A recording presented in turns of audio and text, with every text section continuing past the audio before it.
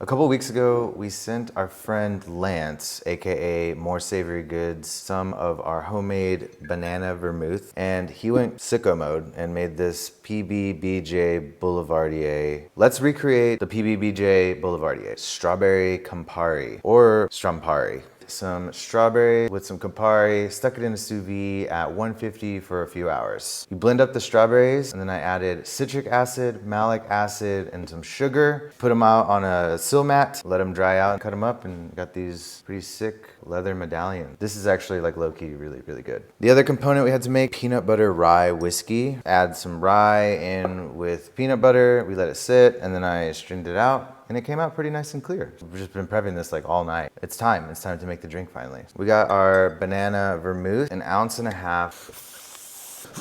You need a corkscrew? It's aromatized banana wine that I fortified. 3/4 ounce of our peanut butter rye whiskey.